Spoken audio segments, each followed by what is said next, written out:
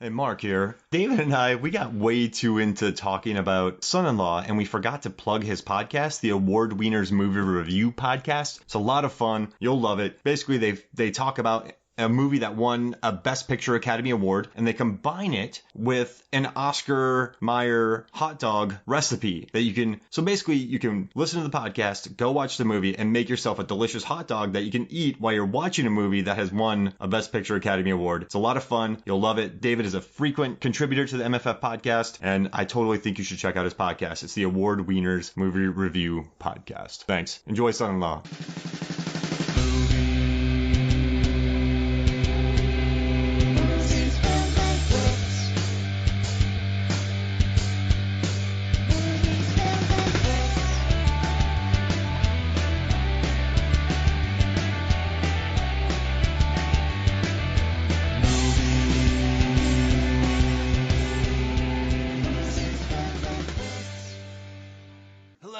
Welcome to Movies, Films, and Flick. I am Mark Hoffmeyer, and joining me is a man who is currently wearing Steven Tyler PJs. It's David Cross. Hey, buddy. Hey, you munching on some grindage? Totally.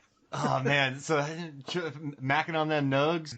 Macking on them nugs. Yeah. That still works today, you know. I walk down the street and I'm like, hey, Nug, what's up? But she just keeps walking. I don't think she gets it. Hey, I have a quick question for you. There's a scene at the end where Grandpa Walter calls Travis a scumbag.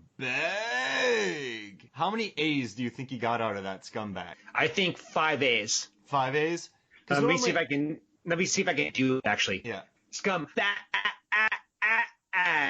Yeah, maybe there 4, it is. actually. Maybe 4. I was thinking like 38. Ugh, it's a weird pronunciation. Like even in the movie, I was like, this doesn't feel like dude speak. What's going on? Well, Grandpa Walter, though, he busted out. He said scumbag very uniquely in this movie. Yeah. There's a very unique dynamic between Walter Sr. and the Walter Jr. It's interesting how the kids are out of control, and then the grandpa says your kid's out of control, but then the dad's like, no, they're not out of control. I got this. But they're out of control. They are. There's a very interesting father-son dynamic in this film. Yeah. I guess that's the subtext of the entire thing, is that everyone's dealing with the traumas of their family. Yeah. I can't go anywhere for Thanksgiving because my mom is on her 4th marriage and she didn't treat me well when we were kids, and I grew up in the casino. Yeah, so we talked about Encino Man on the podcast, I mean, way back in the day, maybe even before the 200s. And in that movie, Weasel was always at Sean Astin's home because he couldn't go home. He's like, yeah, my mom is super bummed. So he had no food at his house. So it seems like a theme in Pauly Shore movies where he has bad parent. I'm gonna have to agree with you on that. And the caveat is, like, I can only remember like 3 of his movies. Encino Man is good. So in that podcast, Jay Cluett and we talked about the engineering brilliance of Sean Astin and Pauly Shore, because they got a 1,000-pound ice block out of a swimming pool hole using only a swing set, a modified rope. They somehow got a rider lawnmower into a hole. Then they dragged this 1,000-pound ice block out of a hole and then built some sort of device to get it into their garage and up on Sawhorse. If anyone can do it, I believe it's Brendan Fraser and no, not Brendan Fraser. Yeah, he was so frozen. Yeah, the guy that you said, Sean Astin. I mean, but Pauly Shore's attitude in Encino Man was really, he was just super, he had a horrible home life, but he was very certain of himself, and I like that. He was a very warm kind of character, even when he was drinking Slurpees and, teaching Link about the food groups, which is a pretty funny moment. But in Son-in-Law, the older I get, the less I like Crawl.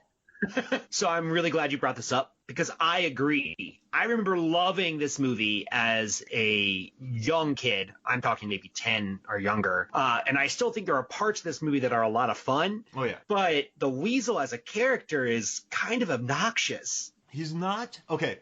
So I kind of forgive him for his fish out of water antics, because my family, they have a farm in northwest Iowa, large farm, and you see sometimes like city folk go out there and they really act like it's a novelty. Like, hey, let's go slap some hogs. Let's put on some overalls. Let's let's say yeehaw. But Iowa and South Dakota are not exactly the country. They're not, thank God I'm a country boy territory. Like, they're not, it's not like this, you know what I mean? It's not like, but in this, Pauly Shore is like, you're inbred. But incredibly rich farmers in South Dakota are not inbred. Yeah. That's kind of the line that sticks out to me, is that he asked if two different people were inbred. And at the beginning, he's like kind of being weird to Becca. Yeah. But then he just says it to those random people when he's in the town. And I'm like, what a dick. Like, you don't just like walk up to someone and be like, you inbred? Like, now, can we chalk that, can we forgive him because he's a 25-year-old? Well, no, he's about 25 years old. He's from LA. He's unparented. He probably acts out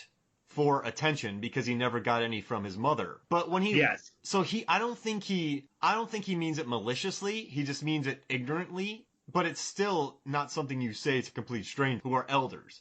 Yeah, I don't think he has a filter. He's just constantly saying whatever he's thinking and not thinking about how that affects other people. He had me when he started talking about Beck, when he called her prime USDA choice, but then he added teriyaki onto it. And that lost me.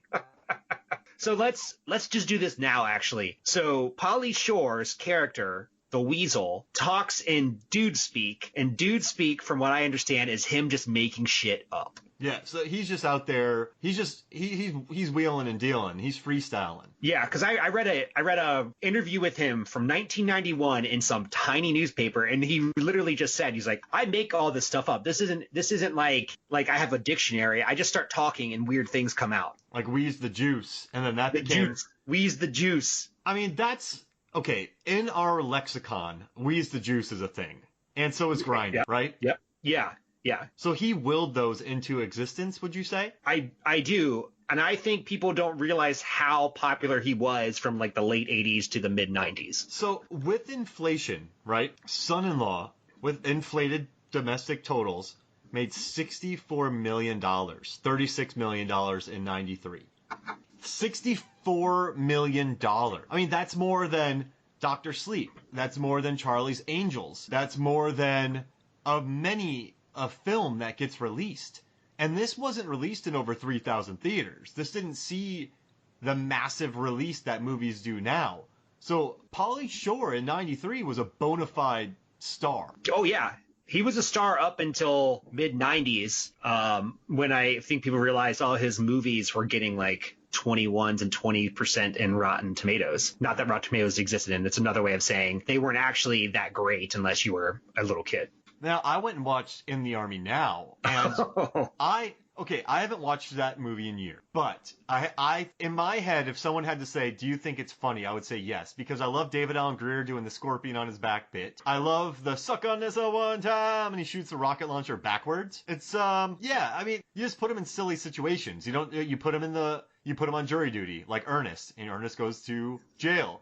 You put him in the army, like Ernest in the army, and Pauly Shore, whatever, son-in-law. I mean, yeah, he's a character like Ernest. He's the Weasel who does whatever. His name may be something else, but it's actually the Weasel. And there's something interesting with the Weasel's world that I would like to explore with you. Link from Encino Man appears in the Army Now and Son-in-Law, and he comes across Pauly Shore. But the thing is, Pauly Shore isn't, so it's not the Weasel, right? And he's not Crawl. Crawl and the Weasel aren't the same person, right? Because he has been there for 6 years. So that would eclipse Encino Man's timeline. So Brendan Fraser, does he move away? And is he confused by these clones? Is it a Pauly Shore clone? So what I'm thinking is that the Weasel was it actually triplets? Oh.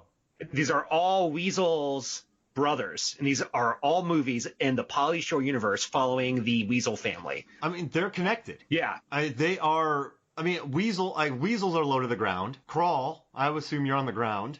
I forget his name in the Army Now. But Link, what is Link thinking? He's probably not thinking too much. And how does Link get into the army?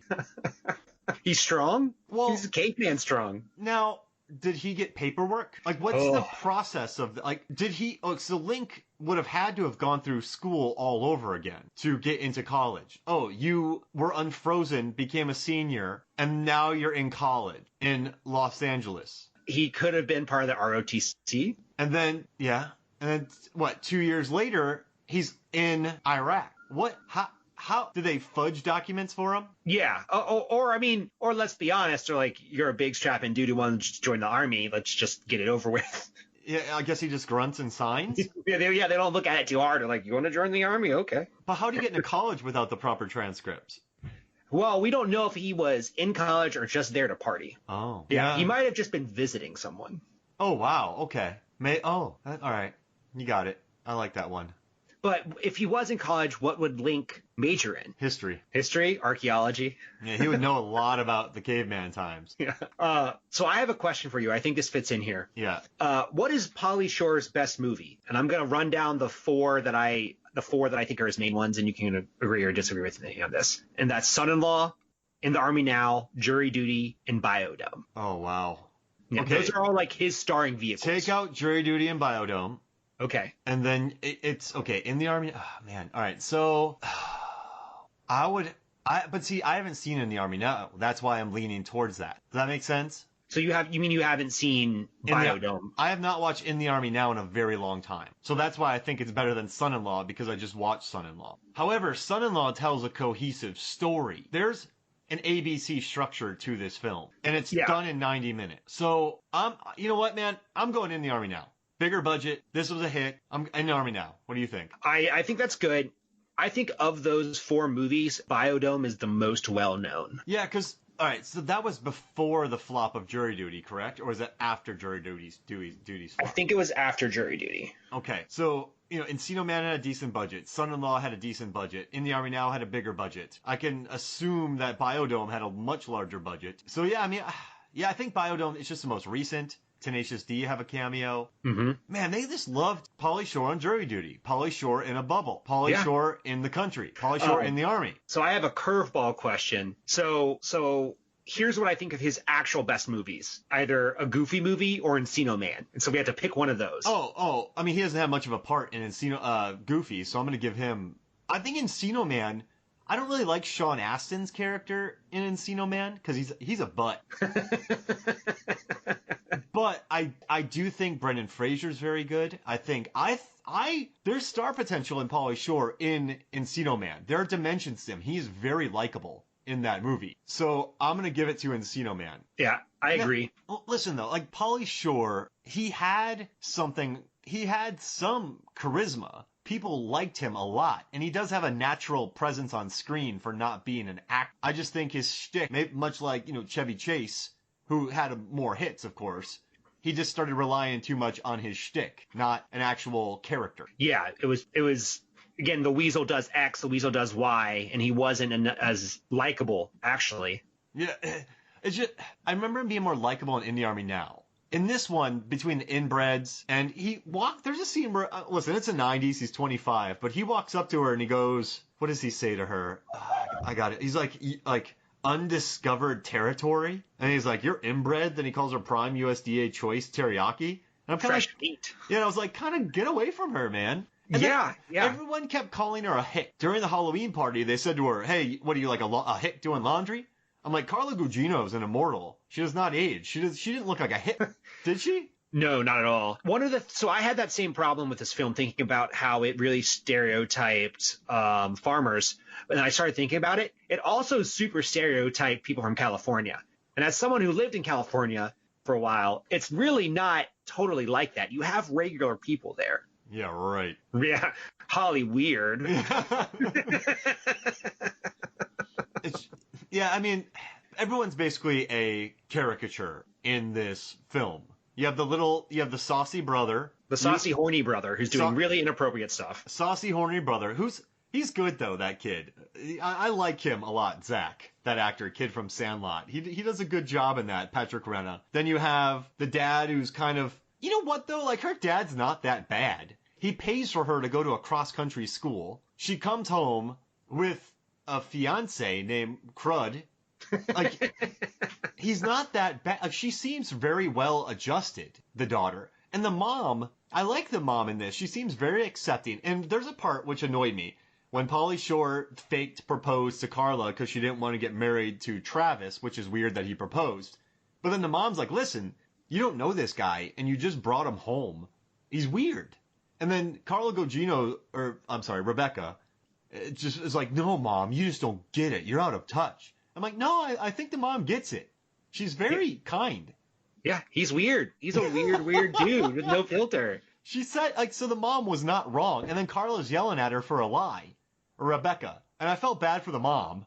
But then he dresses her up and oh man, when he says that she's giving him a semi, I was like, or semi, I was like, man, did Pauly Shore just tell his mother-in-law that she was getting him horny? This is, yes. So my girlfriend and I were watching it, and in that scene, she was like, oh my God. She literally was like, I can't believe I just saw that. No, like, I guess, all right, so this is the character, and we're obviously overanalyzing in the eyes of 2019, we're in our 30s. I think his character, the Weasel, said that in all earnestness. His character.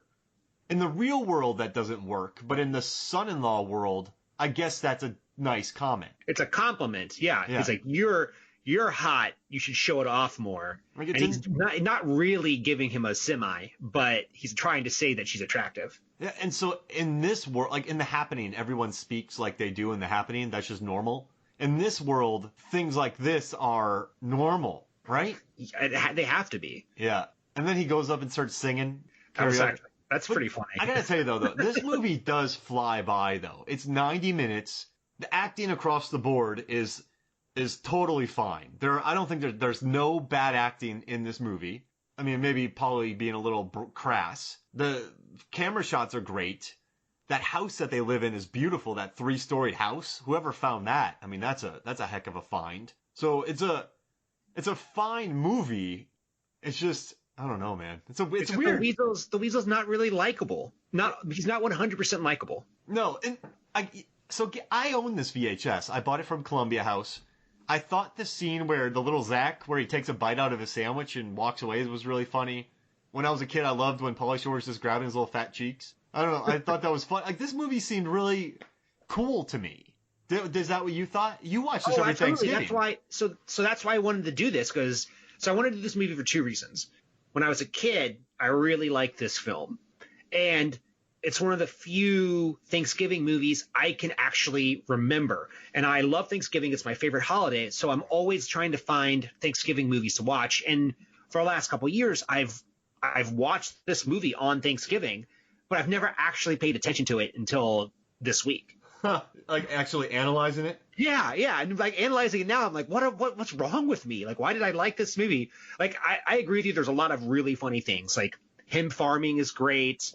Changing into different clothes are great. Some of his language is actually really funny, and he's sort of sweet with the younger brother. But there's also these really cringy elements to it that I don't like. Like I don't want to make fun of this movie. I don't want to hate on it because I do have like a soft spot for it. But the inbred thing really put me off. The semi really put me off. Yeah.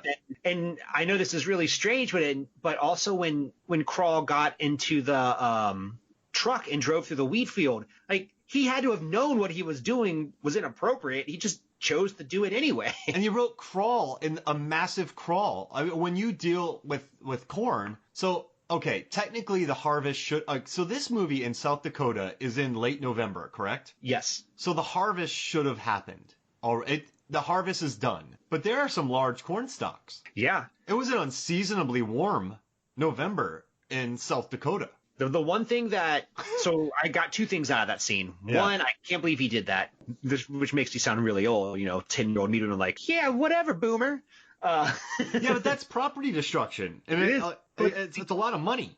The other thing is that Crawl must be a secret genius because he wrote his name backwards in cursive in corn. In one try. One try. It's impressive. That's impressive, actually. Yeah, that's super impressive. Now, guess what the weather will be around this time in South Dakota? So I'm looking at the weather. It has to be sub-zero. Well, so low of 24, high of 35. So it's freezing. Yeah, the crops would have been dead by then. Global warming, El Nino. Yeah, but yeah, so he spells crawl backwards, which blows my mind. I mean, it's impressive. It's another one of his savant moments alongside the computer bit with his. You mean the PRAM? Yeah, when he works with Zach on that. I have the exact dialogue down here. I kind of love it. He says, where's that? your PC got harsh, right? Because your system heaped the wrong parameter. So I toasted the data directory, tweaked the PRAM, and reglazed your subroutine.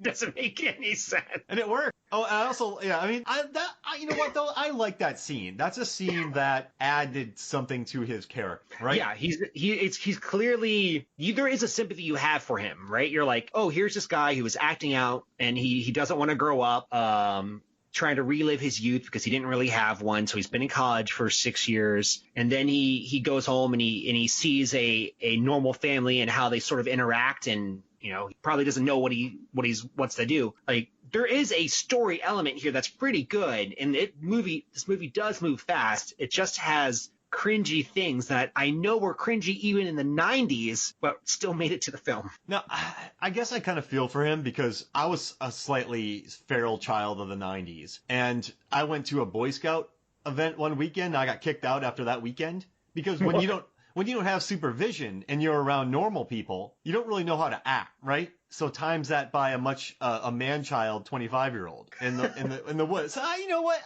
You could do that, but I tell you, my favorite moments in this film involving Crawl, are when I love the scene where he's just sitting there, people are signing up for the year, and this girl just hits him. Remember when she just yells at him? Like, that's a funny, I like that people, like, don't buy his crap all the time. And then I also liked when he got punched, just the way he cried on the ground. Yeah. Like, that was a funny bit. And then she whapped him on the nose in the truck. Yeah. Yeah, there are some really good parts about this. I actually think his dude speak is really funny, and I like it a lot. What were some of your favorite lines? All right, so there's, "Hey, buddy." Yep. But that comes from his TV show, his TV show when he was doing a VJ on MTV. Cones, I thought cones were funny. Munching on some grindage, I love that. What was it? Wheezing the juice. I mean, that's a normal one. But I think munching on some grindage is probably my favorite. I love when he's going to leave the table and he just takes a couple chicken legs, drumsticks for the road. But that's the thing. Like, he has good elements. He's like, or good traits. He's like, no, I'm going to work this out. Like, I may have fucked up, but I'm going to figure it out. I don't think that Theo's a dirtbag in this movie, isn't he? Theo is the boyfriend? No, he is the farmhand. Oh, yeah. Total dirtbag. Now, there's a scene where he has Pauly Shore start the tractor, but the first gear sticks. So Pauly Shore runs through a fence. Now, Theo knows that's going to happen, and he lets it happen anyway. So he causes property destruction to his boss's house. He's not a good employee. No, he's not. I mean, that's clearly spelled out by the end of the film. Now, and what they do to Tiffany Amber Thiessen, Tracy. So maybe it's a Saved by the Bell thing, but the way that they dealt with her character in this movie made me so mad. Yeah. So let's analyze her character arc, because just so I completely understand what's going on here, because I'm not 100% sure I do. So she knows Becca from the town, and she's saving up money to go to New York City or LA. I don't know which. I can't remember which one. I think New York. The big city. Yeah. And at some point, she starts cheating or starts hooking up with the boyfriend. Yeah. Travis. Okay. And then the boyfriend has her dance at Crawl's bachelor party, and she agrees to it. Money, because she said she's doing it all for money, right? Oh yeah, that's what I assumed. And then they drug her. Okay. And then they drug her, and then she figures it out. She solves the conundrum. Yeah. Not Crawl. She does. And then they let her stay at the end for dinner, and everyone's cool with her. Yeah. I mean, I'm cool with that part. I guess I get the one thing I wish I understood is, when did she start hooking up with the boyfriend? Oh, Travis is a dirtbag, dude. Like, so so let's say she left in August to September, so 3 months, right? Yeah. And she calls him one time when she's really sad, and he's like, "What do you want?" So I'm thinking a couple weeks. Yeah. I mean, that's probably more realistic, but I don't want Tiffany Amber Thiessen's character to be treated like that. Like, I want it to be like, they broke up, and then the next day, he hooks up with her, and he's probably had like a flirtatious relationship with her the entire time, and like kept her in his back pocket. Well, he was planning on getting married to Gugino while he was still with this girl. So I think she just wants out of this town. He's probably one of the, he's a good-looking dude. Guy's got a jawline. Takes the best of what she can get when she's there. Yeah. I mean, I think that's a sad but probably accurate depiction of her character. But she's still kind of a badass. Oh yeah, she's totally rad. Yeah, yeah, she'd be fun to actually hang out with. Like, Yeah. seems like and then that guy though, Travis, he's still wearing his Letterman jacket after he's graduated. Yeah. So he's also like 18 and a half in this film, despite looking 30. He's a grown man. Yeah, he's a grown-ass man playing an 18-year-old. So that's one of the things we have to remember. Like, he's very young. Like, he just graduated from high school. So he's probably a little mad that he's not talking to his girlfriend, right? She left him. He probably can't compartmentalize. What's the word? Compartmentalize his feelings correctly because he's probably never expressed them. He realizes, she's gone, so then he seems like he needs someone to treat badly. Like, remember that scene where she's gonna leave and she's like, "I'm not gonna sleep with you tonight." He's like, "Why not?" Like, so he's Why not? You're leaving. He's very bratty, so he probably did this in spite, right? And this is an 19-year-old proposing marriage to a girl that moved away from him. So because he also doesn't know what to do. Yeah, and maybe he feels if I get her locked up, I'll have control of this situation, but he's still not old enough to be able to think about this, these things on an adult level. Yeah, yeah. Wait, how is Tiffany Amber Thiessen a bartender then? How is she? They're all 19 and drinking. Well, you don't know how old Tiffany Amber Thiessen is, because unless she was at the graduation. Was she at the graduation? Yeah, I think she was, actually. She was there, yeah. You can be 18 or 19 and serve drinks. You're just not supposed to consume them. Got it. Yeah. Right, yeah. So let's chat about Rebecca. Should she have broken up with her boyfriend before she left, or like once she got there or something? Because it felt like he had some grievances with her, legit grievances. Oh, I mean, yes, she should have, but I also think these are 18-year-old kids. And, the more you see, the less you know. She thinks, hey, this is my sweetheart. We're going to stay together. I'll be back. And then she goes to L.A. and just realizes the world is so much different. And she kind of starts going for her independence because she probably, that town, everyone knows your business. So when she moves to L.A., she probably starts, she called him a lot, though, in those first couple months. That's true. He blew her off. Yeah. Like, what do you want? Yeah, so she kind of needed him in the beginning, and he might have liked that, and he was kind of punishing her. But her big swing comes during Halloween. And so in less than a month, she gets her hair done. She becomes a totally different human being in 1 month. I'm laughing because I did that one time. Oh, did you? What'd you do? Yeah, I dyed my hair bright blonde, got a tongue piercing, then I spiked my hair, and then I wore almost exclusively black turtleneacks. Whoa. I went straight, just changed completely. How old were you? 19. Oh, wow. That happens, right? That can happen. Yeah. It's and I grew up. I wouldn't say I grew up in a small town, but I was like, I'm away. I can do whatever the hell I want. And you know what I think though? During that time when she didn't call him for that month, I want to know more about this David Cross, by the way. I had a mohawk for a while too. I had a crazy mohawk. But then he starts losing control of the relationship because she doesn't need him as much anymore. Then he finds out that she's bringing this guy back for Thanksgiving. So in desperation, this 19-year-old kid who's used to getting what he wants proposed. Yeah, and I think since so too. She's probably never had to make that big of a decision in her life. That's why she kicks Crawl, because he's the older guy in this situation. Now, this is a 25-year-old man who came home with a freshman to her home in South Dakota and is faking being married. So he should be more mature than what everyone else is in this. Yeah. He's like, no, I've already asked him to marry me. It's like, it's actually really funny because it's a total thing he would do. So I read an interview about the Weasel's personality and how it was described. And it was described as a guy who's not very smart, trying to get by with minimal skill, and someone who needs a nap. So it makes total sense that Crawl would be like, yeah, I'll do exactly what this guy did. Just copy it and say, oh yeah, I'm getting married. Oh, so, yeah, he just goes for, because he said he freaked out because if you think about his life, who pays? So his mom has money, right? And she just keeps him in college for 6 years. I guess she has to, unless being an RA does it. Now, I'm sure that probably pays his tuition and he gets free stay. Also, as an RA, I think he's pretty good. Now, there's a crazy atmosphere in this area, but people do listen to him when he kicks them out of rooms. There is a camaraderie in his hall, would you say? Yes. So he's not bad at being an RA. No, it feels like one of those is like, you can do what you want, but when I tell you that something's wrong, you stop. And when he saw that she was really suffering, he took her under his wing in kind of a platonic way. Semi, yeah.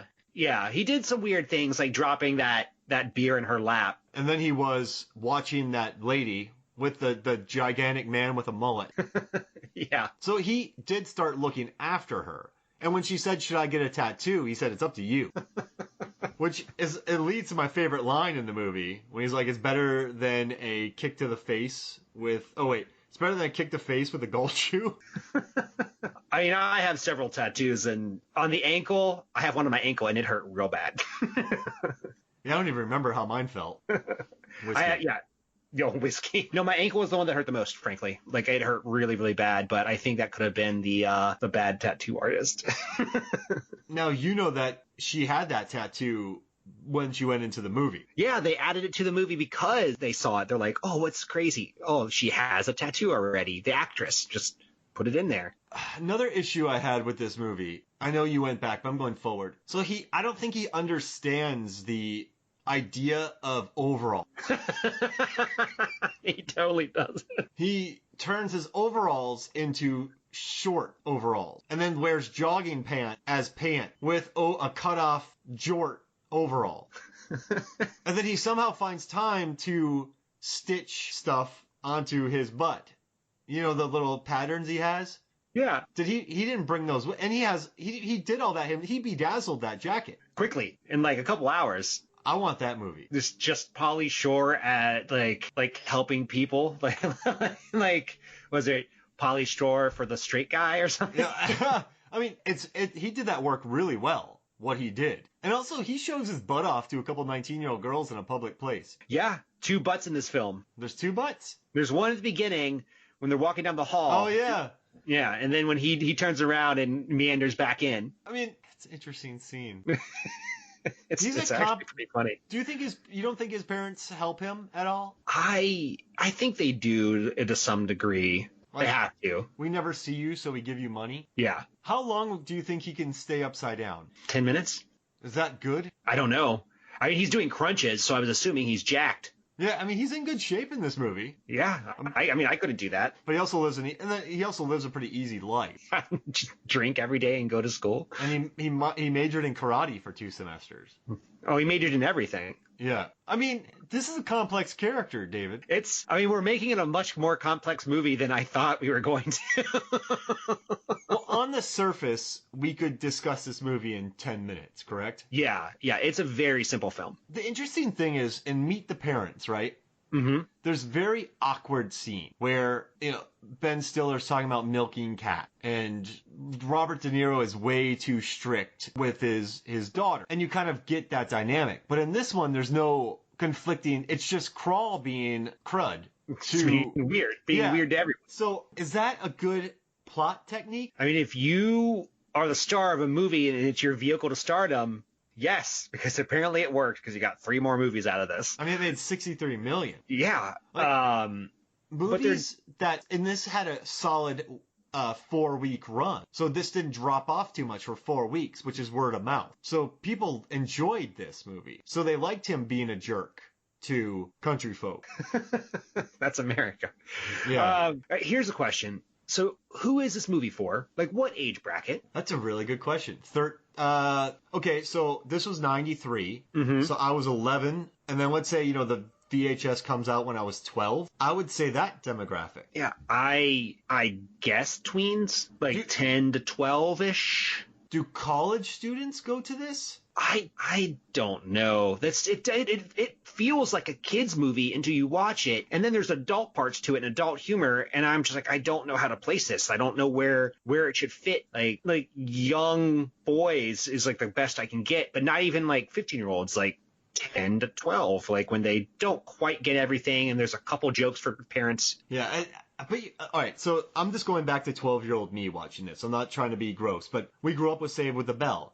So then that Tiffany Amber Thiessen dance scene, the new language by Pauly Shore, he feels cool. So at 12, you're like, Kelly Kapowski's dancing around, and this guy, man, he is hip and with it. Like, I think you're right. It's ideal 12 to 13-year-old kid movie. Yeah, that's the best I got. And like, is this a Disney movie? But this was the MTV crowd. Yeah, which was kids, basically. Well, Buena Vista did this, which is a branch of Disney. Okay. And he was also involved with, I think, Touchstone as well. And they also released Ernest movies, too, Touchstone. Yeah, trying to make the new Ernest. Wait, we're covering 90s, like, Disney branch releases. Ernest Scared Stupid. Yeah, we are. Son-in-Law. We've done Captain Ron's already been done. We need to look at more Touchstone movies. Yeah. So some other things I wanted to just quickly chat about. So I know I talked about how I really love Thanksgiving movies, I love Thanksgiving, but I find I struggle with Thanksgiving movies. So I made a list of Thanksgiving movies for your audience. And so in case they're struggling as well, they can go out and find this Thanksgiving movie. Yeah, please tell me. So one is Alice's Restaurant. Are you familiar with this? I've never even heard of it. So it's based off a song. It's a satire, and one part of it, the very beginning, takes place at Thanksgiving. I think it's Woody Guthrie plays himself in it. So every year at noon, at a channel thing that happens, I do it still at noon. I'll put it on Spotify on Thanksgiving. Planes, Trains, and Automobiles. Oh, yeah, that's a good one. Yeah, that's probably the best one on the list. Yeah, Thanksgiving. Oh, brother. I haven't seen all of it. I tried to watch it one year and everyone made me turn it off. They're like, no. So I'll get to it. I hated its face. I think I need to watch it with like-minded people. Yeah, I think so. There's 3 of them, so you could make a trilogy out of it. Dutch. Do you remember that film? Dutch. No, I do not. Yeah, it's with the grandfather from Modern Family. Oh, yeah. Ed O'Neill. Yeah, Ed O'Neill. Addams Family Values, which is, you could argue if it's Thanksgiving film. I mean, they do have the Thanksgiving celebration, correct? They tell the story of the Pilgrims, but it takes place in the summer. But I'm going to allow it. That's my favorite one so far. And this is an oddball. Sweet November. Sweet November. Is that the one with Keanu Reeves? Oh, yeah. Yeah, it takes place all through November, so it's sort of a Thanksgiving movie. I like that. Yeah, because it's hard. It's like Thanksgiving is not it's not as popular as Christmas, and it's sort of hard to find a movie that relates. National Treasure. What? So I just wrote an article for Rotten Tomatoes that posted on this is going out later, but if you type in Mark Hoffmeyer Rotten Tomatoes, you'll see my National Treasure article. I'm celebrating its 15th anniversary. I watch that every Thanksgiving. That is such a good movie. I wish we would have got a trilogy. I mean, you know what's crazy? Combined with inflation, the movie made $1 billion. The two movies made over $1 billion worldwide, and there's no third film. Do you think you could still do it now? Yes, and I'm saying there is. I think with Disney Plus, they should put out a $50 million 2-hour film.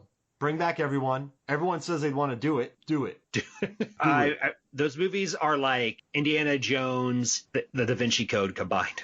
Yeah, no, exactly. So I did some research on it, and Disney wasn't expecting much. They kind of dumped it into theaters, and it was originally supposed to be Touchstone, but then it was released under Disney, and it was #1 at the box office for 3 weekends in a row, and it was the #1 movie for 20 straight days. Wow. It also had an A- cinema score, which is excellent. And a Disney executive, after it made tons of money, called it a 4-quadrant movie because it got men, women, couples, and the 18 to 34 demographic. So people of all ages were watching this film. But this is also when Surviving Christmas was out, and Christmas with the Cranks. Those are crappers. So people were going to the theaters and watching this movie multiple times. It was a 4-quadrant movie, and it was a massive success. And it's fun. And Sean Bean lives. You go read my article. It's a good one. I wrote a good article for Rotten Tomatoes. Sean Bean lives. It's good. Hey, so how about this? Let's take a break, and when we come back, we'll talk more Son-in-Law, and we're going to put together a very weird squad. You looking forward to that? Oh, let's do it. All right, we'll be right back. Welcome back to Movies, Films, and Flicks. You have some questions for me, don't you, David? I do. So we mentioned this earlier, but my favorite line is, munching on some grindage. So I want to know what exactly is the optimal grindage to munch on. Are we talking about for me or for Pauly Shore? Okay, that's the start there. I was thinking of it in lines of all of us, the world. What? Maybe I'm wrong about that now that I think about it. Let's go with Pauly Shore. What would Pauly Shore say is the optimal grindage to munch? Okay, so it's three things. It has to be free, because in a lot of his movies, he doesn't have much money and he doesn't like going home. So in this film, when he's eating for free at an Encino Man and Son-in-Law, he's loving it. He's getting delicious free food that he would never get at home. So it has to be free home-cooked food. Then he has to go to a 7-Eleven and get a Slurpee and parts of the food group. So M&M's, Starburst for fruit, like various things. So he would eat a free thing and then go to 7-Eleven for dessert. Okay. I think that's pretty good. I really like the free portion of it. I think that's correct. I put some thought into it. Yeah. So I was thinking about it in terms of more literal. So grindage is a play off of you grinding with your teeth. So whatever grindage is, it can't be smooth. It can't be a smoothie. It can't be like soup. It has to have a texture to it. And preferably, I think something crunchy. When I was putting my thoughts together, I really thought it would be like some type of crunchy French baguette sandwich. I don't know if that's actually right now, because I was thinking about like the idea of the crunch, and maybe it's more like if you're munching on something, it's not a meal, and a sandwich is a meal. So grindage might be like chips. It might be popcorn. I'm really seeing Doritos right now, the red ones. Nacho Doritos, cheese. nacho cheese. That is some grindage. I don't think he's Cool Ranch. No, I don't think he's Cool Ranch either. Do you think he's a Takis guy? No, I think I think he likes the triangular shape of. I don't think he likes spicy. Yeah, I can see that. How do you think he would handle nachos? Do you think nachos is the optimal grindage food? I don't think he could handle the cheese. The cheese, okay. I don't think he's good with dunking.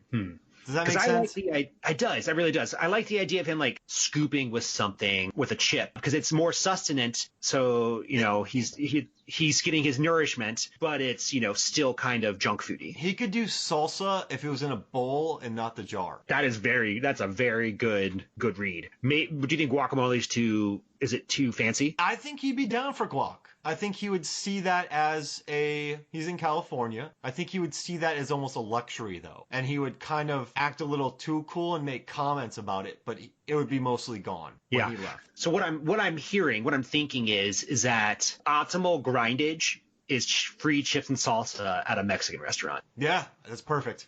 That is, I'm really happy we came up with that. Like the kind of watery salsa. Yeah, it's not good salsa. Man, he would eat that all day. Another question I have for you, again related to the weasel. What was the weasel's best outfit in this film? Oh, hands down. This is hands down the best scene. The best outfit. I'm gonna go with. So there's a scene where he's not with anybody else, but he's sitting at, I guess, a table somewhere where freshmen are signing up, and he is wearing a pink shirt, but he also has a black, red, and purple wool hat, and then he has black shorts. It makes him look the most human, and it's avoids the neckerchiefs that he really liked and the long bows. I kind of dug the pink shirt hat combo a lot, and it felt like a very LA natural thing to wear in the 90s. Yeah. So that was my second favorite. That came very, very close to being my favorite. I was looking at it, I was like, could I have pulled that off when I was in college? Okay, that's what I would come closest to pull off. My favorite is the Pilgrim and Leopard skin onesie. Oh yeah, Steven Tyler PJs. I don't understand that joke, but I laughed so hard when he jumped out of in the hallway in that, and I was like, yeah, you wear that, dude. Yeah, he crushed that, and it felt natural, and it went with the time. It was very well placed. It was funny. I couldn't wear that. That would wear me. Wore that outfit. Does that make sense? Yeah. Yeah. What's great about his character, and I actually do really appreciate this, is that he wore whatever he wanted and didn't care what other people thought. Mostly. I mean, he did go get some rustic wear, but that's really hard to do, to be that comfortable with yourself. I felt like the outfit, though, when he gets punched by that lady, was his most natural. I felt he knew he was going to get a rise out of people when he showed up in some of those outfits. Yeah, yeah. It felt the most at ease and it showed his most humane human moments. The jester cat. Now, I got something for you. I know you got one more thing, but I got something crazy for you. All right, real fast. Let's draft a quick Carla Gugino movie squad. Just movies, or do you also want TV shows? Just anything. Anything Carla Gugino. And we're gonna have the same list, but okay, let's do it. All right, so you go first. Okay, so I like her the best in The Haunting of Hill House. Okay, oh man. We're gonna have the same list. She's great in like everything. Okay. So I'm gonna quick go with Gerald's Game. Oh, that's good. That's good. I'm gonna throw a curveball here. Spy Kids. Oh, that's strong. So I'm gonna go with Sin City. Oh, that's really good. Okay. I feel like we're missing a big one here. I think we're both dancing around it. Watchmen. Oh, I was gonna say that next. All right, so you got Watchmen. All right, let me see. There's a good one on here starring The Rock. Oh no, she's in 2 Rock movies actually. I just wrote about that one. Oh yeah, 2 of them. Yuck. I just wrote about San Andreas. How Rock's character would definitely go to jail. well, she's also in Return to Rich Mountain. Oh yeah, the sequel. All right, or the remake. I'm going with. Oh wait, she's in Justified. She is. You're right. She has a tiny thing in Justified, so I'm going Justified. Yeah, she has a really good career, except I can never remember who she is. All right, you got 2 more. I have 2 more. Yeah, let's do 5. Oh man. Well, here's the thing. Between the lists I've already pre-made because I thought you might ask me this. I'm out. I don't have any more. There's a bunch more on here. Okay, let's run through a couple. No, I don't want to tell you because you might. I can't. We already done. All right, I'll look her up. I'll look her up on IMDb and we'll draft. All right. Because those were just already from a list I already had pulled together. Okay, so you have Haunting of Hill House, Spy Kids, and Watchmen. I have Gerald's Game, Sin City, and Justified. My next one's gonna be good. Unless you take it. We could pick San Andreas. San Andreas is actually on my list. Okay, do you want San Andreas? Yeah, I'll go take San Andreas. All right, so I'll take Snake Eyes. What? She's in Snake Eyes? Yeah. Oh, here's the question. Do we draft Son-in-Law? Oh, crap. Yeah. Yeah, we draft Son-in-Law. We have to put that in here. Oh, so you got... Oh, man, I think you just won it. Of course, right? All right. So I have one more left. So she's in Faster. She's in 3 movies with The Rock. Oh, I'll pick Sucker Punch. Why not? Oh yeah, that's a weird movie. I haven't seen it in a very long time. So you have Haunting of Hill House, Spy Kids, Watchmen, San Andreas, Son-in-Law. I have Gerald's Game, Sin City, Justified, Snake Eyes, Sucker Punch. And I'll put that up on MFF and I'll have people vote. I won the Oliver Platt draft against Jay Cluett, so we'll see where this is at. Okay. All right. Fingers crossed here. Now, you had one more thing before we got into our son-in-law squad, right? I did. I wanted to talk about one more actor in this, and that was Patrick Renna. And I feel like it's hard to explain how popular he was for like 5 years for young boys. And that's the brother. Big Green. This movie. And they were pretty close together. Yeah, he had a good run. He did. He had a pretty good run. He might have been I think he might have been like a baseball movie too. He's still getting roles. He's been working. Yeah, so I looked his IMDb up. He has been doing work consistently, but it's mostly in the horror comedy realm. And that's never like the greatest place to be. And the last movie he did, I think major movie was Lava Antula. And that was a sci-fi movie that was clearly trying to capitalize off of Sharknado. Yeah, it's not as good. But yeah, I mean, I'd still watch it. He put in good work, I'm sure. He's getting a huge royalty check from Sandlot. Are you kidding me? Oh yeah, I mean that movie's so good. He's on all the T-shirt. Yeah, I mean, I went and saw that in theaters not 6 months ago. It was like playing. It was coming back through, and I was like, I'll go see this. Like, okay. I tell my students that all the time. You're killing me, Smalls. And they're like, "Who's this old man?" No, I'm happy he's still doing well. And you know what? I'd watch Lava Antula because of that kid. Yeah, I definitely will too. All right, you ready for our son-in-law squad? I am, and I can tell you, coming up with a son-in-law squad was really hard. Now, you and I probably did it differently, so can I kick us off with the first one? Yeah, go ahead. All right, so I picked Nick from Single Santa Seeks Mrs. Claus, and it's played by Steve Guttenberg. Because if he marries my daughter, So good. My son-in-law is Santa. Yeah. Oh, Right? yeah. Steve Guttenberg's a good man. Everyone loves him. And, can I go to the North Pole? Can I get free stuff? But then he knows if I'm naughty or nice. He knows what I'm up to. That's kind of creepy. But he would know it anyway. But still, I'd have a son who's Santa, and I want that. That's going to be on our 5. Okay, so I'm going to just take off the biggest one, the one that everyone knows we're going to pick, so we can just get out of the way. Greg Fokker from Meet the Parents. Oh, yeah. Like, he's great. He's funny. He's probably the number 1 draft pick. I mean, he's good to have around. He's a male nurse. Yep. Yeah. He can milk things. You're going to milk me? All right. My next one. This one's weird, but it's Nick Young from Crazy Rich Asian. Because... Oh, that's a good one. He's super rich. Yeah.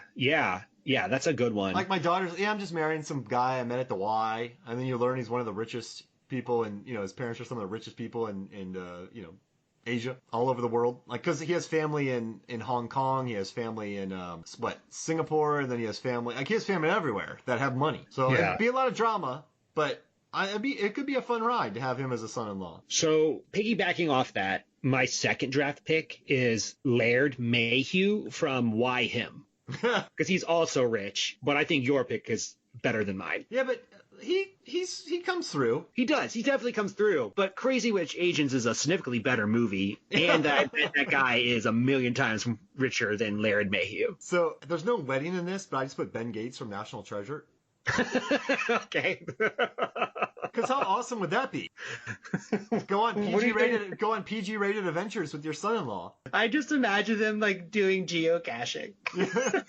Just like, what are you gonna do this weekend? We're gonna go geocaching across the country. Wouldn't that be great? That would be amazing. I know it doesn't make sense, but I did it. Okay, my next one, staying on the same theme. These are son-in-laws. Ian Miller from My Big Fat Greek Wedding. Oh yeah, he'd be great. He would be great. I really like that actor. Corbett? Yeah. Yeah, I mean, he puts up with a lot. We want him in this one. Yeah, he's good. I'd take him. I love that one. I like both those movies. They're cute. Next. Okay.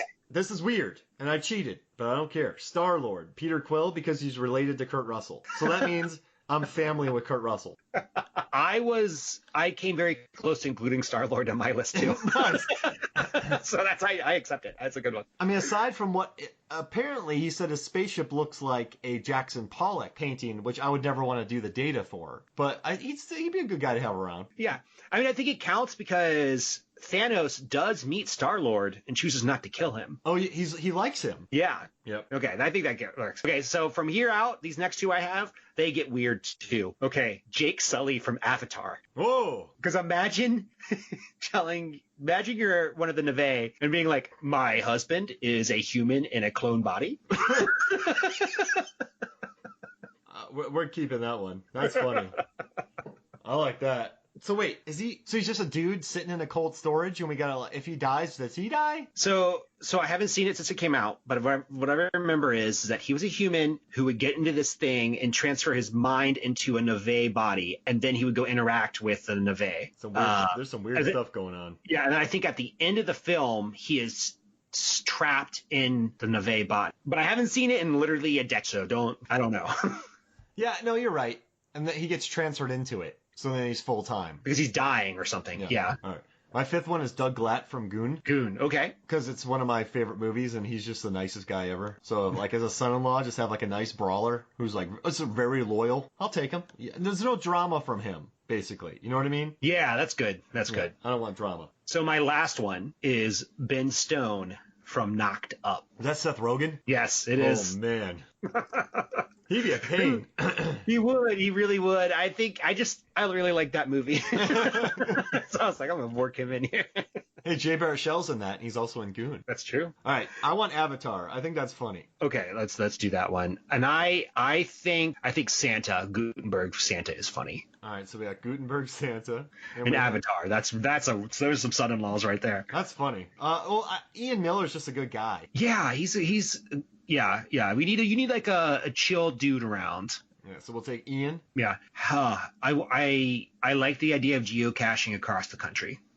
So Ben Gates? Yeah, I mean, I want to geocache so bad. All right, so right now we have Nick, Ben Gates, Ian, and Jake. So we just need between Ben, Laird, Greg, Doug, Nick, Young, and Star-Lord. So here's the thing. I think I think my heart wants Star-Lord, but my wallet wants the guy from Crazy Rich Asians. I'm with you. Let's go with Nick Young. Yeah, let's do it. Because you know what's cool travel? I mean, I guess we could travel the planet with Star-Lord, but I don't know. I don't want to do that. I would rather just take private jets around the world. Yeah, do whatever you want. I like that. So we have Nick, we have Santa Claus, we have two Nick, a Ben, an Ian, and a Sully. I love it.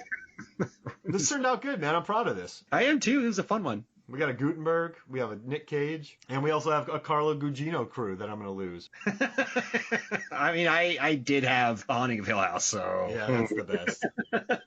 Well, this was a lot of fun, man. Thanks for recommending this movie. Well, thanks for putting up with it. I enjoyed our discussion about this film. We got into it. We did. I was a little worried that it was thin as ice, but you can really pull stuff out of it if you try. We explored the nooks and crannies. There is no more nooks and crannies. No more grindage left in this film. Exactly. We ate all the grindage. So hey, no, this was fun, man. Thank you. And then next one we're doing Scream 4, correct? Scream 4. Can't wait. Oh, I can't wait. So for me, Mark Hoffmeyer, for David Cross, this is Movies, Films, and Flicks.